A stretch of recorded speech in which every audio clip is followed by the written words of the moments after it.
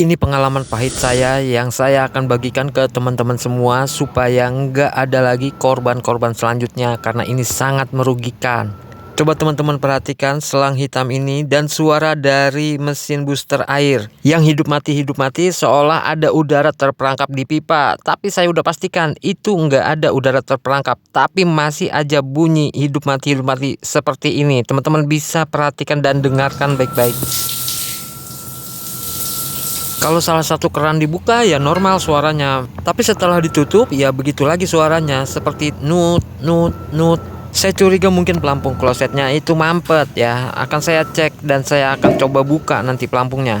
Karena biasanya kalau aliran airnya nggak lancar, suara mesin airnya ya akan seperti itu. Atau kalau ada udara terperangkap, suara mesin airnya juga akan seperti itu. Tapi setelah saya segregasi, ternyata selang air penghubung dari keran ke pelampung yang memancurkan air itu terhambat, teman-teman ya. Selang yang ini bermasalah, nggak bisa saya buka, dia karatan semuanya dan paten ya, nggak bisa muter lagi tuh murnya. Makanya buat teman-teman pengguna kloset duduk saya saranin pakai selang plastik aja kayak gini ya, dan pakai mur yang plastik juga. Nggak usah yang gaya-gayaan sok kuat sok keren ya kayak gini, yang murnya itu dari besi, yang kita anggap besi itu lebih kuat dari plastik, ternyata dia malah nempel paten dan banyak kotoran yang numpuk begini. Akhirnya lobangnya yang udah kecil makin kecil kayak gini. Ya gimana dia bisa normal ya, pancuran airnya itu nggak akan bisa kuat. Ini murnya nggak bisa diputar dan kita akan sangat sulit saat ngebuka dari pipa maupun dari pelampung airnya. Jadi otomatis untuk ngebukanya pelampung dratnya itu ya, dratnya saya potong kayak begini, teman-teman. Bayangin gimana saya nggak emosi, gimana saya nggak kesel gitu. Saya harus ngorbanin drat mur dari pelampungnya, teman-teman ya. Jadi pendek kayak begini. Untung masih ada sisa, pelampungnya itu dratnya panjang ya, jadi masih bisa menyisakan untuk kita pakai lagi. Kapok banget pakai selang kloset yang model kayak begitu, yang besi seperti itu dan lubangnya kecil ya seperti itu. Lihat aja nih teman-teman ya, murnya itu dibuka diputer enggak bisa, dia udah nempel paten permanen. Kecuali saya getok pakai palu pasti bisa, tapi untuk apa? Yang seperti ini kalau digunakan lagi itu bakal akan nempel lagi kayak begini. Kalau model yang murah ya, yang terjangkau harganya ya kayak begini hasilnya, teman-teman. Kalau mau yang bagus sekalian beli di tempat yang terpercaya, mungkin harganya akan di atas 100 ribuan, tapi hasilnya nggak akan seperti ini. Tapi kalau yang murah-murah yang seperti ini, pasti mungkin teman-teman akan menjadi korban suatu saat nanti. Coba kita lihat ya, untuk selang yang plastik ini seperti apa kelancarannya. Mesinnya hidup terus ya, nggak hidup mati ya. Dan kita lihat ini, untuk pengisian tangkinya sendiri itu cepet ya, nggak lama seperti yang pakai selang sebelumnya. Ternyata pelampungnya nggak mampet dan nggak bermasalah. Untung saya belum beli pelampung baru nih. Kelihatan muncratan di bawahnya tuh masih kencang. Ini kalau normal seperti ini, nggak ada mampet-mampetan, mesinnya nyala terus, itu nggak nyampe 1 menit ini udah penuh. Jadi kita bisa pakai flush 2 kali ya kalau untuk pup. Jadi buat teman-teman pengguna water booster, kalau dia nyala mati gitu, dan udah dipastikan dibuka kerannya semuanya gitu, dikeluarin anginnya, masih aja seperti itu, dan pancuran dari klosetnya itu lambat ngisi airnya, nah wajib banget teman-teman cek untuk selangnya.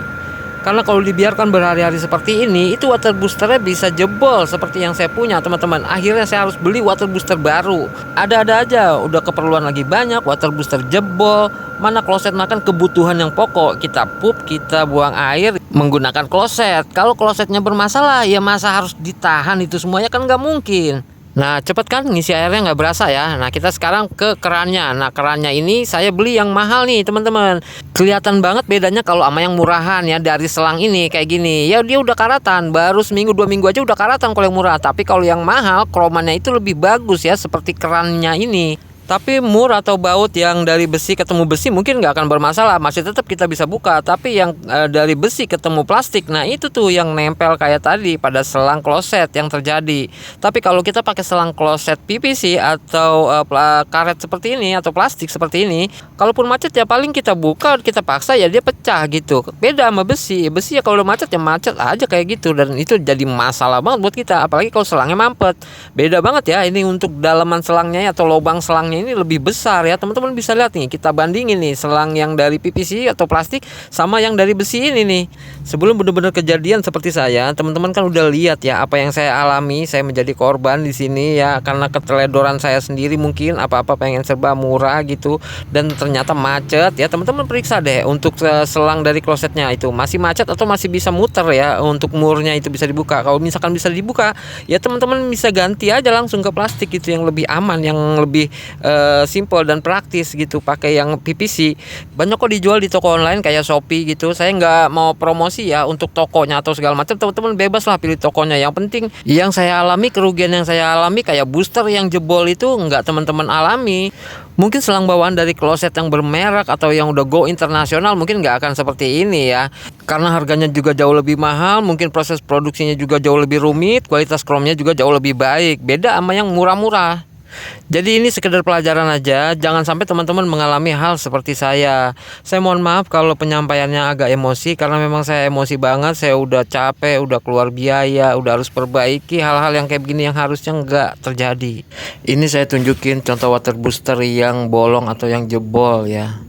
Ini harganya 300 ribuan. Jadi kalau misalkan mesin air water boosternya ini nggak ada ya, otomatis airnya ngalirnya jadi pelan banget. Terpaksa beli baru karena yang lama jebol. Water booster ini atau penyedot air ini sebenarnya kuat ya kalau pemakaian kita itu sesuai dengan peruntukan atau nggak berlebihan. Yang perlu diperhatikan yaitu penggunaan mode. Di sini ada 3 mode: mode on, off, dan otomatis. Posisi off-nya itu mode di tengah ya.